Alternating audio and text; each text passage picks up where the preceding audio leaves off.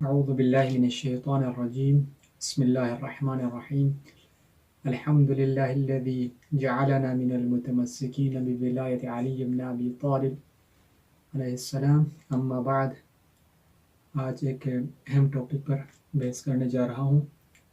وہ یہ کہ جناب ڈاکٹر طاہر القادری صاحب کچھ اعتراضات کر رہے تھے ملت تشیع کے کتب پر اور اس میں موجود خصوصاً بعض احادیث پر. تو انشاءاللہ ہر ایک کا جواب آپ لوگوں کو مل جائے گا. تو سب سے پہلی بات یہ ہے کہ ڈاکٹر صاحب نہج البلاغہ پر اشکال کر رہے ہیں کہ یہ نہج البلاغہ مستند ہے یا نہیں، یہ امام امیر المومنین کا کلام ہے یا سید رضی نے اپنی طرف سے لکھا ہے. تو اس کو بیان کرنے سے پہلے میں ایک اس کنسیپٹ کو بھی کلیئر کر دوں کہ یہ جو ابھی آپ کو میں کلپ سنا رہا ہوں، فرق یہ ہے کہ اہل سنت کی کتب حدیث میں اور اہل تشیع کی، حالانکہ سب سے بڑی کتاب ہے نہج البلاغہ بھی، اہل سنت کے ہاں تو ایک حدیث بھی سند کے بغیر بیان نہیں کی جاتی. اہل تشیع کے ہاں طبیعت میں بڑی وسعت ہے، ان کے ہاں فراخ دلی ہے، اور وہاں پورا کا پورا نہج البلاغہ کا مجموعہ، پورا نہج البلاغہ، جتنے خطبات مولا علی شیر خدا کے درج ہیں، ایک خطبے کی بھی سند موجود نہیں ہے اس میں لکھی ہوئی، ایک خطبہ بھی. اس میں ڈاکٹر صاحب بیان کر رہا ہے کہ ملت تشیع کے جو ہے نا کو اسی نہج البلاغہ میں منحصر کیا ہے. وہ ایسا بیان کر رہے ہیں کہ ملت تشیع کے پاس اور کوئی کتاب ہے ہی نہیں، فقط نہج البلاغہ ہے. کہہ رہے ہیں کہ اہل تسنن کا ایک حدیث بھی سند کے بغیر ذکر نہیں ہوتا، لیکن ملت تشیع کا نہج البلاغہ ہے، ایک حدیث بھی، ایک خطبہ بھی اس میں سند کے ساتھ ذکر نہیں. میں اس کنسیپٹ کو پہلے کلیئر کر دوں کہ ملت تشیع کے پاس فقط اور فقط نہج البلاغہ نہیں ہے، اس کی سند بھی ابھی بیان کرتا ہوں. اس سے پہلے میں کرتا ہوں جس طرح اہل تسنن کے پاس 6 کتابیں ہیں. کتابیں تو ان کے پاس بہت ہیں، لیکن جو معتبر کتاب ہیں ان کے علماء کے درمیان وہ 6 ہیں، معروف ہیں اہل تسنن میں. صحیح بخاری ہیں، صحیح مسلم ہیں، سنن ابی داؤد ہیں، ابن ماجہ ہے، ترمذی ہیں اور نسائی ہیں. یہ 6 کتابیں ہیں اہل تسنن کے پاس. اسی طرح ملت تشیع کے پاس 4 کتابیں ہیں. یہ تو بہت سارے کتابیں ہیں حدیث کے. یہ جو معتبر ترین جو کتابیں ہیں وہ 6 ہیں. اصول کافی ہیں، استبصار ہیں، تہذیب ہیں اور من لا یحضر الفقیہ. یہ 4 کتابیں، اس کو کتب اربعہ بھی کہا جاتا ہے اور اس کو اصول اربعہ بھی کہا جاتا ہے. ان میں جو سب سے پہلی کتاب لکھی گئی وہ اصول کافی ہے. اصول کافی کو لکھا ہے سید علامہ محمد بن یعقوب الکلینی نے. اس کو غیبت صغریٰ کے دور میں ہی اس کتاب کی تالیف ہوئی ہے. غیبت صغریٰ میں لکھی ہے یہ کتاب، اور جو ہے نا خود نواب اربعہ سے استفادہ کیا ہے، ان کی جو احادیث میں ان سے بھی استفادہ کیا ہے. اس کے علاوہ باقی جو کتب ہیں، استبصار ہیں، تہذیب ہیں وغیرہ، اس میں بھی بہت سارے تمام احادیث، ایک حدیث بھی جو ہے نا بغیر سند کے ہم ذکر نہیں کرتے. آپ کتابیں کھول کرتے ہیں. اس کے علاوہ ہمارے پاس اور بھی بہت سارے کتابیں ہیں. بہار الانوار ہے، وسائل الشیعہ ہے، جو متعدد کتابیں ہیں، ان کا سب کو میں ذکر نہیں کرتا، لیکن کوئی بھی کتاب بغیر جو ہے نا سند کے ذکر نہیں ہے. یہ ہم آپ کو چیلنج کے ساتھ کہتے ہیں کہ اگر آپ ہمارے کتب میں دیکھیں احادیث کے جو بغیر سند کے، اگر بغیر سند کے یا بغیر راوی کے ذکر ہوا نہیں ہمارے احادیث کی کتاب بھی. اور احادیث کی جو کتب ہیں اس میں فلٹریشن کے حوالے سے علم رجال میں اس کی بحث ہوتی ہے. ملت تشیع کی جتنا سٹرنگ اور صاف شفاف جو طریقہ ہیں وہ کسی اور کے پاس نہیں ہے. ہم فقط اہل تشیع کی کتابوں میں بحث نہیں کرتے، بلکہ ہم اہل تسنن کی کتابوں سے بھی لیتے ہیں. اگر ہم مثلا شیعہ ایک روایت ذکر کرتے ہیں، مثلا اس میں 10 راوی آتے ہیں یا 5 راوی آتے ہیں، تو 5 راوی میں دیکھتے ہیں کہ یہ تمام کے تمام راوی عادل ہیں، تمام کی تمام امامیہ ہیں، تمام کے تمام عادل ہیں، تمام کی تمام امامیہ ہیں، تو اس کے الگ اپنا کیٹیگری ہیں. اگر اس میں غیر عادل ہے تو اس کی الگ کیٹیگری ہیں. اس میں ایک اہل سنت ہے یا ایک جو ہے نا غیر شیعہ ہے تو اس کی الگ کیٹیگری ہے، دو غیر شیعہ ہے تو اس کی الگ کیٹیگری ہے. ہر احادیث کی جانچنے کا الگ طریقہ ہے، اور اس میں ہم فقط روایت پر بحث نہیں کرتے بلکہ راویوں پر بھی بحث کرتے ہیں، نہ فقط شیعہ کے بلکہ سنی کے. مثال کے طور پر اگر شیعہ ابن ہشام سے یا زرارہ سے روایت لیتے ہیں تو زرارہ کون تھا؟ وہ ایک صادق انسان تھا یا نہیں تھا؟ اچھا، ابن ہشام کون تھا؟ ابن عباس کون تھا؟ یا ابو ذر کون تھا؟ یہ جو جن سے بھی روایت لیتے ہیں ان پر بھی بحث کرتے ہیں، ان کی عدالت پر، ان کے اقوال پر، ان کی صداقت پر، سب پر بحث کرتے ہیں. اسی طرح اہل سنت کی جو ہے نا راویوں پر بھی ہم بحث کرتے ہیں. مثال کے طور پر مثلا ابن عباس سے لیتے ہیں، ابن عباس شیعہ بھی لیتے ہیں، مثلا سنی بھی لیتے ہیں. ابن عباس کون تھا؟ ابو ہریرہ سے لیتے ہیں تو ابو ہریرہ کون تھا؟ ابو ہریرہ کے بارے میں پیغمبر نے کیا فرمایا، ان کے اوصاف کتنے تھے، اس کی باتوں میں صداقت کتنی تھی. تمام راویوں پر دیکھتے ہیں کہ انہوں نے کبھی جھوٹ بولا زندگی میں، یا کس طرح کے جھوٹ بولے، اسلام کے کتنے خدمات کیے. یہ تمام شیعہ اور سنی راویوں پر ہم بحث کرتے ہیں. پھر جا کے احادیث کو اپنی جو ہے نا لاسٹ کیٹیگری میں، اپنے اصل کیٹیگری میں جگہ مل جاتے ہیں. اس کے علاوہ ہر حدیث کو اہل تشیع بھی نہیں مانتے. رہی بات نہج البلاغہ کی، نہج البلاغہ کی آپ سند کی بات کرتے ہیں تو نہج البلاغہ کی کو سید رضی نے بہت سارے کتب سے لیا ہے اس کے مسند. اگر آپ کو جو لکھتے ہیں تو ایک کتاب ہے میرے پاس جو ابھی مصادر نہج البلاغہ، یہ بھی اس کی بھی چند جلدیں ہیں، مصادر نہج البلاغہ. اس کے اندر آپ کو خطبات کے جو ہے نا بعض، اس میں تمام کے نہیں ہے، اس کی بھی یہ فقط یہ پہلی جلد ہے، اس کی اور بھی جلدیں ہیں، پورے کا نہیں. بعض خطبات اور جو ہے نا مکتوبات کا ریفرنس آپ کو یہاں سے مل جائے گا. بعض کا میں آپ کو اور ریفرنس دوں تو مسند نہج البلاغہ 3 جلدوں پر مشتمل ہے. مسند نہج البلاغہ یہ 3 جلدوں پر مشتمل ہے. اس کے اندر جو ہے نا نہج البلاغہ کو کس نے لکھا، کیسے اس کے احادیث کو جمع کیا، سید رضی نے لکھا یا اس کے بھائی مرتضیٰ نے لکھا.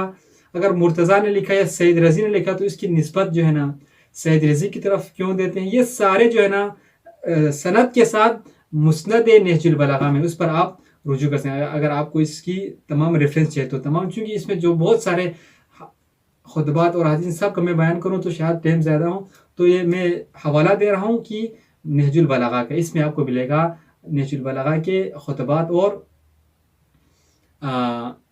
مکتوبات کا ریفرنس.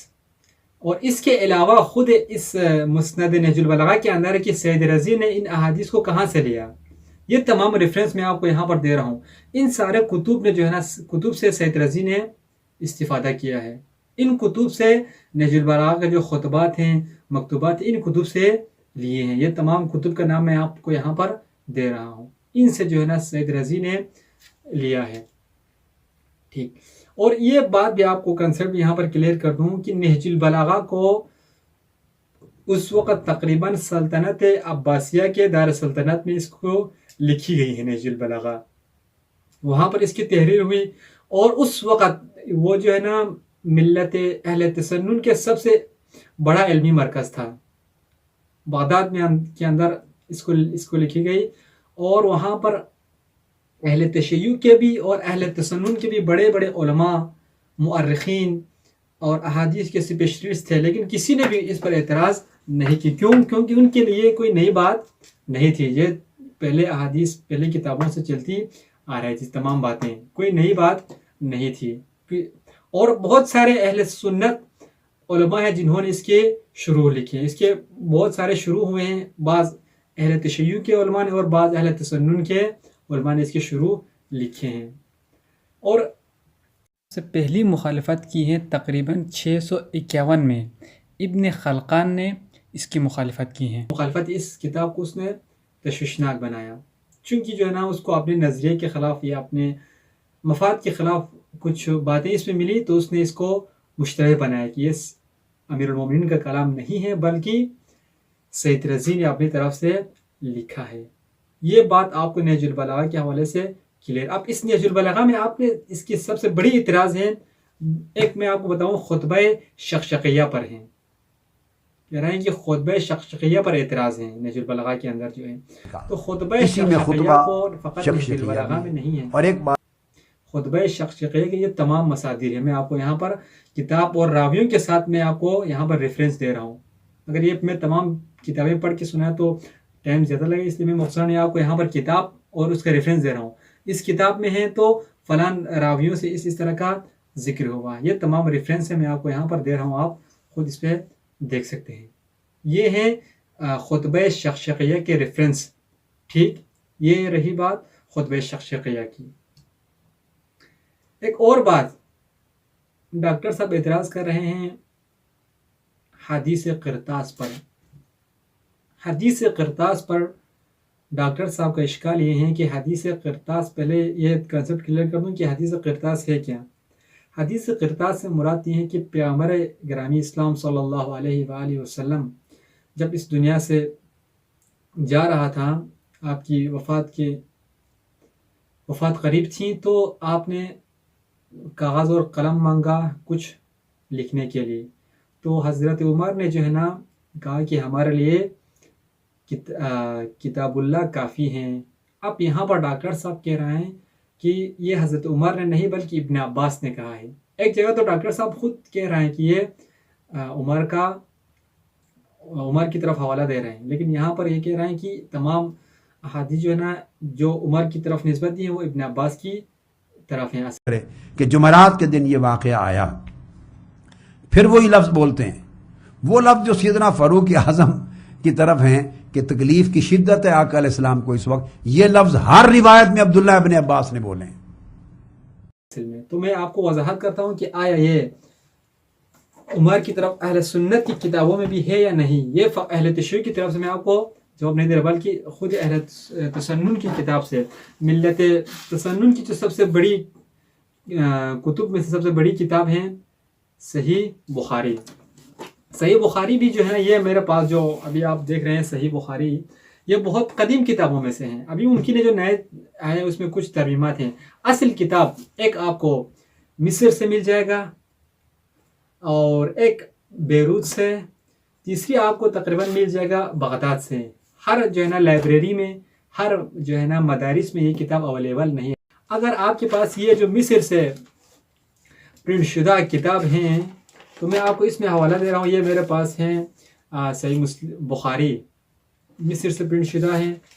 اور اگر آپ اس میں آپ دیکھیں گے تو اگر آپ کے پاس یہ کتاب ہے تو اس میں آپ کو میں صفحہ نمبر بتاؤں تاکہ آپ یہاں پر دیکھ سکوں.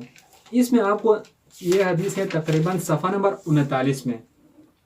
ٹھیک، اگر آپ کے پاس دیگر مثلا بیروت کے یا بغداد کے یا کسی پاکستان کی کسی ادارے سے پرنٹ شدہ کتاب ہے تو صفحات میں آپ کو تھوڑا اختلاف مل سکتے ہیں. مثال کے طور پر تھوڑا 40-50 میں اختلاف ہو جائے گا.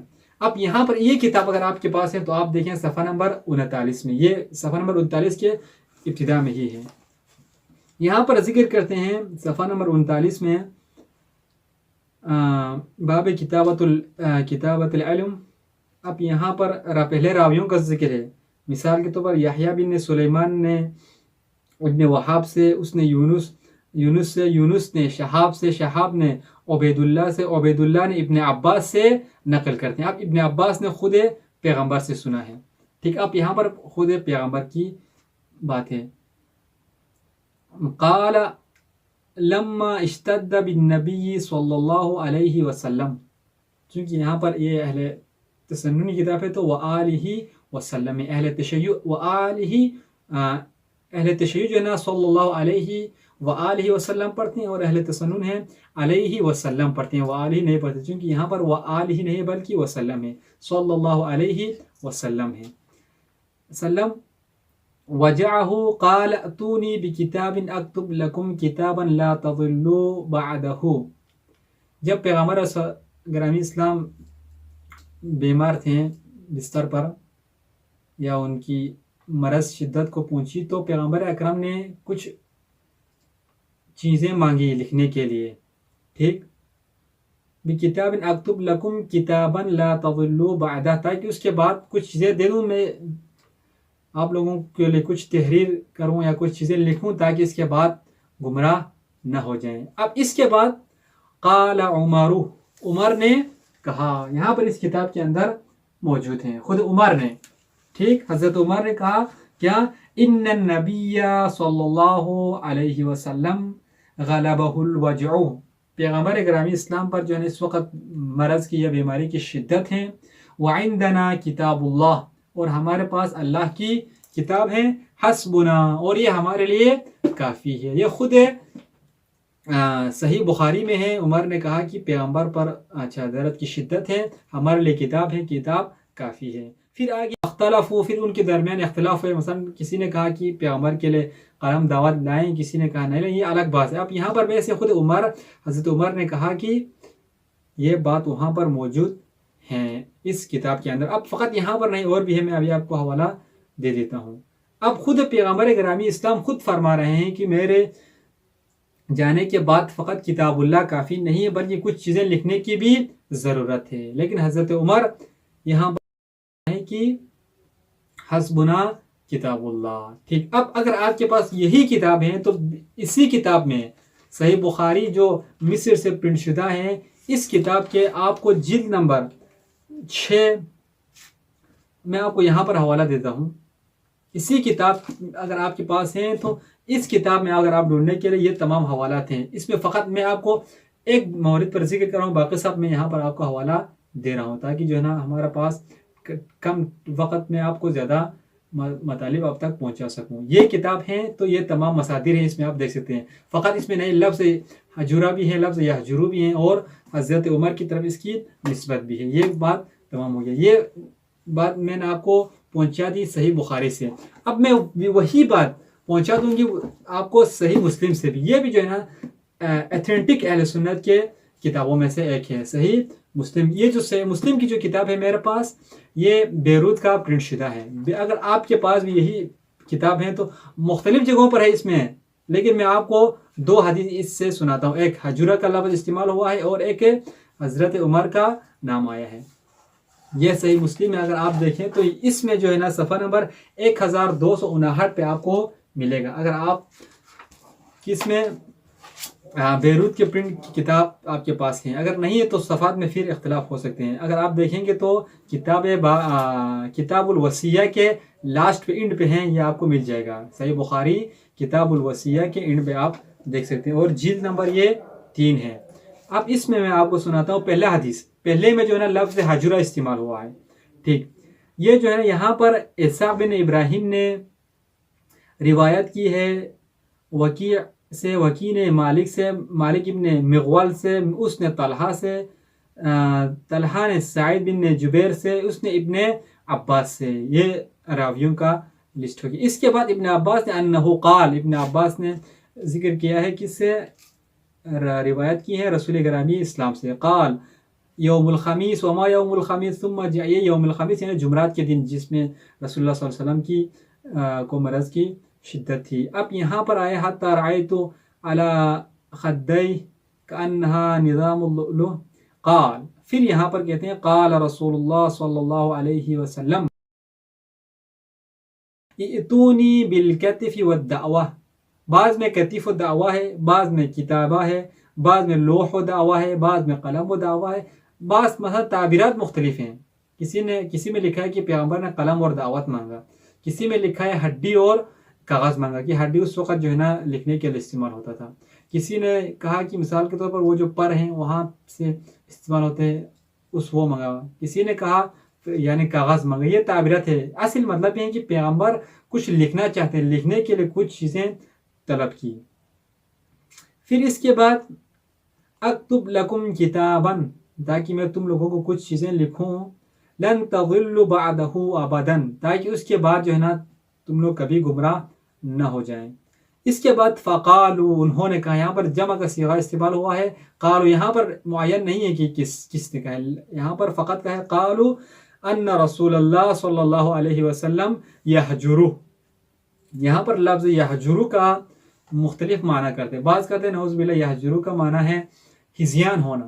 ہذیان کا مطلب ہے کہ انسان اپنے حواس سے بات نہیں کرتی، بلکہ جو ہے نا جب مرض کی شدت اس پر ہو جائیں تو بغیر حواس کے یا ہوش میں ہوئے بغیر باتیں کرنے کا مطلب ہے. بعض اس طرح کا ترجمہ کرتے ہیں. بعض کہتے ہیں نہیں، یحجرو کا مطلب ہے کہ یحجرو کا مطلب یہ پیغمبر ہم سے جا رہے ہیں، ہجرت کر رہے ہیں، اس دار فانی کو چھوڑ کر دار عقبہ کی طرف جا رہا ہے. یہ جو ہے نا مختلف معنی ہیں، وہ آپ جو ہے نا اگر اردو کے ٹرانسلیشن ہے تو آپ وہاں سے آپ کو واضح طور پر مل جائے. اس کے شروع میں اگر آپ دیکھیں تو آپ کو وہاں پر زیادہ واضح سے مل جائے کہ لفظ یہجرو کا معنی کیا ہے، کیونکہ میرے پاس یہ عربی کتاب اس میں کوئی ٹرانسلیٹ نہیں ہے.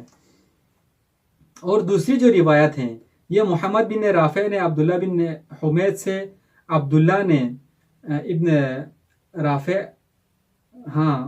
رافع سے، اس نے معمر سے، معمر نے زہری سے، زہری نے عبید اللہ بن عبداللہ سے، عبداللہ بن عتبہ سے، اس نے ابن عباس سے. یہ سارے روایت. اس کے بعد کہتے ہیں لما حضر رسول اللہ صلی اللہ علیہ وسلم وفی البیت رجال فیہم عمر بن الخطاب. یہاں پر لفظ رجال کا استعمال ہوا ہے، چونکہ رجال کہنے سے ہمیں واضح ہو جاتے ہیں وہاں پر کوئی خواتین نہیں تھی. یہاں پر کہہ رہا ہے کہ فیہم رجال، کچھ وہاں پر مرد تھے، ان مردوں میں سے رجال فیہم عمر بن الخطاب، کچھ مردیں تھے وہاں پر، مردوں میں سے ایک عمر ابن خطاب بھی تھا. جب پیغمبر کے لیے کہ وصال کے یا وفات کے ایام تھے، پیغمبر کے آخری ایام میں، تو فقال النبی صلی اللہ علیہ وسلم، پیغمبر گرامی اسلام نے فرمایا حلم اکتب لکم کتابا لا تضلون بعدہ، میرے لیے کاغذ لائیں تاکہ میں کچھ چیزیں لکھ لوں اس کے بعد، تاکہ اس کے بعد تم لوگ گمراہ نہ ہو جائیں. تو پھر یہاں پر کہتے ہیں، فرماتے ہیں فقال عمر نے کہا ان رسول اللہ صلی اللہ علیہ وآلہ وسلم قد غلب علیہ الوجع، پیغمبر پر جو ہے نا بیماری کی شدت آ گئی ہے، یعنی زیادہ، یعنی پیغمبر کی بیماری میں شدت آ گئی ہے. وعندکم القرآن، آپ لوگوں کے پاس قرآن ہے، ٹھیک. حسبنا کتاب اللہ، ہمارے لیے اللہ کی کتاب کافی ہیں. پیغمبر نے کہا کہ کچھ چیزیں لکھنا چاہتا ہوں، میرے لیے کاغذ لائیں، لیکن حضرت عمر کہہ رہا ہے کہ ہمارے پاس کتابیں، حسبنا کتاب اللہ. اب یہاں پر جو ہے نا ڈاکٹر قادری صاحب ترجمہ کر رہے ہیں کہ حضرت عمر کا مطلب یہ ہے کہ پیغمبر کو تکلیف نہ دیں، تاکہ پیغمبر مریض ہیں، اس کی مرض میں شدت نہ آئے، اس لیے پیغمبر کو تکلیف نہیں دینا چاہتا، اس لیے کاغذ اور قلم نہ دیں. یہ تو خود قرآن کہہ رہا ہے کہ رسول کی ہر بات کی اطاعت کی جائے. پیغمبر امر کر رہے ہیں، حکم کر رہے ہیں کہ میرے لیے کاغذ اور قلم لائیں. اور حضرت عمر یہاں سے، یہ فقط اس دو کتابوں میں بلکہ صحیح مسلم میں بھی ہیں،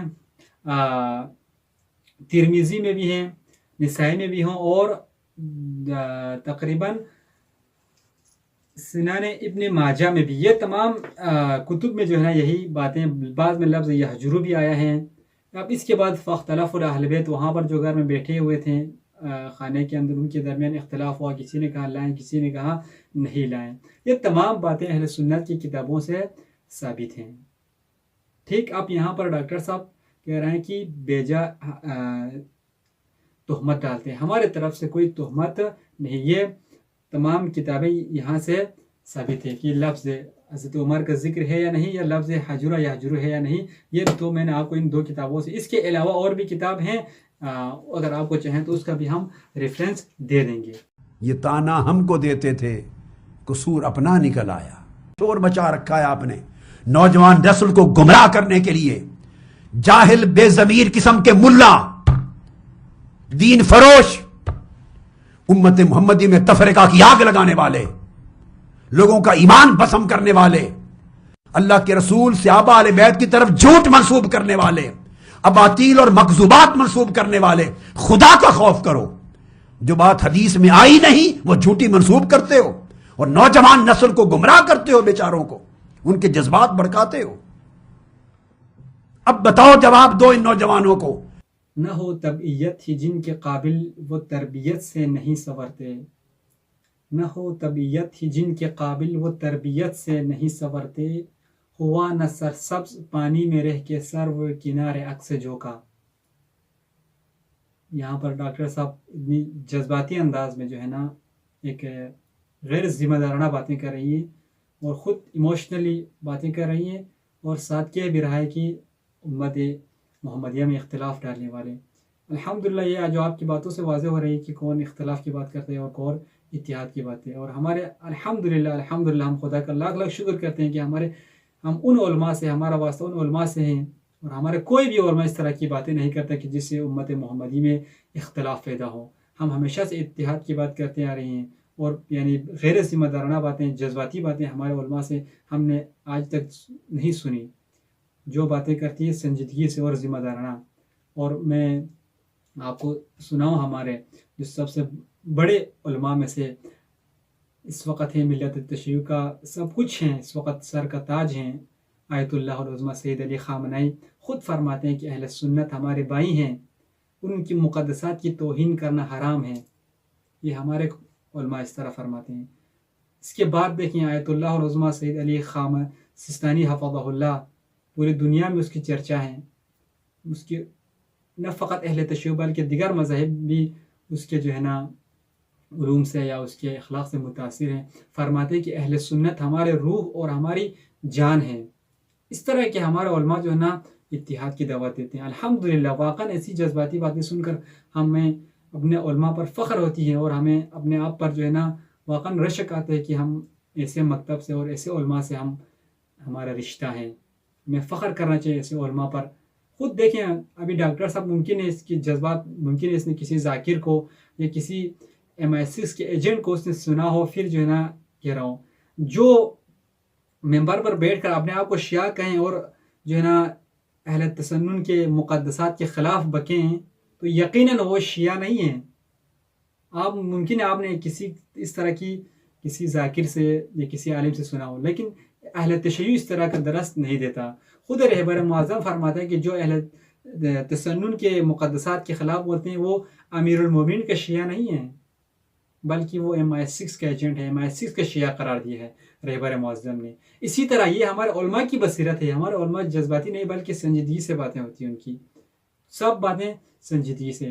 اور جس طرح اہل سنت میں سے اگر کچھ جو ہے نا اس طرح کے خلاف، تشیع کے خلاف اور ملت تشیع اور مسلمانوں کے درمیان اختلاف کی باتیں کرے، وہ امام شافعی اور امام حنبل کا سنی نہیں بلکہ وہ CIA کا ایجنٹ ہے. یہ ہمارے رہبر معظم. اس کلپ کو اگر آپ تمام جوان کے لیے بہت امپورٹنٹ ہے، یہ اگر اس کو آپ دیکھیں کہ MI6 اور CIA کا سنی اور MI6 کا شیعہ، یہ بہت امپورٹنٹ ہے. اگر آپ نے کسی نے سنا ہو تو ٹھیک، نہیں سنا ہے تو آپ اس کی طرف دیکھیں، آپ کو نیٹ پہ مل جائے گا. اس کو سنیں، آپ کو تحریر کی شکل میں بھی ہے اور اسپیچ کی شکل میں اردو ٹرانسلیشن بھی. یہ بہت مفید ہے. یہ ہمارے علماء کی بصیرت ہے. امام خمینی علیہ رحمہ فرماتے ہیں کہ شیعہ اور سنی اسلام کے دو بازو ہیں. فرماتے ہیں کہ ہم مسلمان آپس میں ہاتھ باندھنے اور کھورنے کے اختلاف میں ہیں، اور دشمن ہمارے ہاتھ کاٹنے کی سازش میں. اب ہاتھ کاٹیں تو آپ باندھ لو گے یا کھول کے نماز پڑھ لو گے. اتحاد ہو جائیں، متحد ہو جائیں اور دشمن کے خلاف لڑنے کی کوشش کریں. یہ ہمارے طرف سے ایسی کوئی الحمدللہ باتیں نہیں ہیں. اس طرح کی جذباتی باتوں کا فائدہ نہیں ہے. اور ایک یہ بات بھی ڈاکٹر صاحب نے آپ کو، میں نے ابتدا میں اس کو سنایا. ڈاکٹر صاحب کہہ رہے ہیں کہ شیعہ سنی کو نہیں مانتا، سنی شیعہ کی بات کتابوں کو نہیں مانتے. الحمدللہ میں نے پہلے بھی عرض کیا ہمارے پاس ایسا کوئی کنسیپٹ نہیں ہے. ہم سنیوں کو بھی لیتے ہیں اور اہل تشیع اور دیگر کتابوں سے بھی لیتے ہیں. ہم دیکھتے ہیں ہمارے پاس فلٹریشن سسٹم ہے، چاہے وہ احادیث کے ہوں، وہ عقائد کے ہوں، تاریخ کے ہوں، یا کسی بھی حوالے سے ہوں. ہم پہلے اس کو جانچتے ہیں، پرکھتے ہیں، پھر صحیح ملا تو ٹھیک، اگر صحیح طرح نہیں ملا، اس میں تضاد آیا، قرآن کے خلاف ہوں یا دیگر جو ہے نا سنت نبوی کے خلاف ہو، تو خود پیغمبر صلی اللہ علیہ وسلم فرماتے ہیں فَضْرِبُوهُ عَلَى الْجِدَارِ. اگر ہماری طرف سے آپ کو کوئی حدیث مل جائیں اور اس کو آپ قرآن کے ساتھ مقایسہ کریں، قرآن کی موافقت آئے تو ٹھیک، اگر قرآن کی موافقت نہیں آئے تو رسول گرامی اسلام خود فرماتے ہیں فَضْرِبُوهُ عَلَى الْجِدَارِ. یہ ہمارے پاس فلٹریشن سسٹم ہے. ہمارے پاس یہ کنسیپٹ نہیں کہ یہ سنی کتاب میں ہم نہیں لیتے، یہ شیعہ کتاب میں ہم لیتے ہیں. نہیں، جو قرآن اور سنت نبوی کی موافقت ہوں تو ہم اس کو لے لیتے ہیں، جو ان کے خلاف ہوں ہم اس کو نہیں لیتے ہیں. شیعہ سنی، میں پرسنلی، میں ذاتی طور پر کہوں، میرا جو ابھی ایک ریسرچ کام ہو رہا ہے اسلام اور سائنس پر، میرے اس ریسرچ میں نے اکثریت جو استفادہ کیا خود ڈاکٹر صاحب کے جو ہے نا کتب سے اور اس کے اسپیچ سے میں نے سنا. اسلام اور سائنس پر اس کی جو کتاب ہے، انگلش میں بھی ہیں اس کی کتابیں، میں نے اس سے کافی استفادہ کیا. ہمارے پاس یہ جو ہے نا جو تنگ نظری نہیں ہے ہم میں، یہ سنی عالم ہے تو ہم اس کا نہیں سنیں گے، یہ شیعہ ہے تو جو غلط بھی بولے ہم اس کو سن لیں گے، یہ تصور ہمارے پاس نہیں ہے۔ اچھی بات ہے ہم سب سے لیتے، چاہے وہ شیعہ ہو، سنی ہو، یا غیر کسی دیگر مذہب کی ہو، یہ الحمدللہ یہ کنسیپٹ ہم میں نہیں ہے۔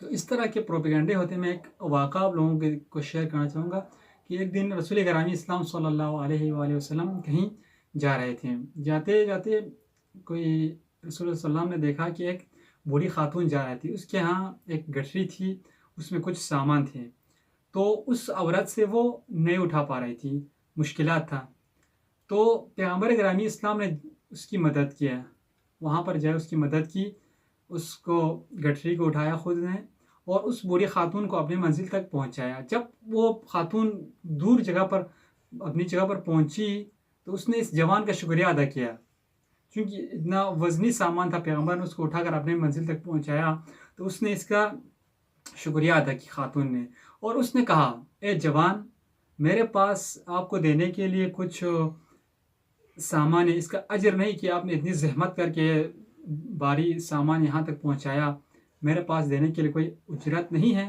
لیکن میں آپ کو ایک نصیحت کرنا چاہوں گا کہ آپ نے بہت بڑا احسان کیا مجھ پر۔ تو یہ نصیحت یہ ہے کہ اس شہر کے اندر ایک احمد نامی جوان ہے، وہ ایک جادوگر ہیں، جھوٹا ہیں، لوگوں کو جو ہے نا بہکاتا ہے اور ہمارے خداؤں کے خلاف بولتے ہیں، اس جوان سے آپ محفوظ رہیں، میں آپ کو یہ وصیت کرتا ہوں، باقی دینے کے لیے کوئی اجرت نہیں۔ یہ وہ بوڑھی خاتون کہہ رہی ہیں پیغمبر اسلام کو، اس کو پتہ نہیں کہ یہ وہی جوان ہے۔ جب پیغمبر اکرم صلی اللہ علیہ وسلم نے کہا کہ آپ کس احمد کی بات کر رہے ہیں، تو اس نے تمام اس کی خصوصیت بتائی کہ وہ اس طرح ہے، فلان ہے، وہ پتہ نہیں ہمارے خداؤں کے خلاف بولتے ہیں، جادوگر ہیں، اچھا لوگوں کو اس طرف لے جاتے ہیں۔ پھر پیغمبر اسلام نے کہا کہ میں وہی جوان ہوں جس کے بارے میں آپ کہہ رہی ہیں۔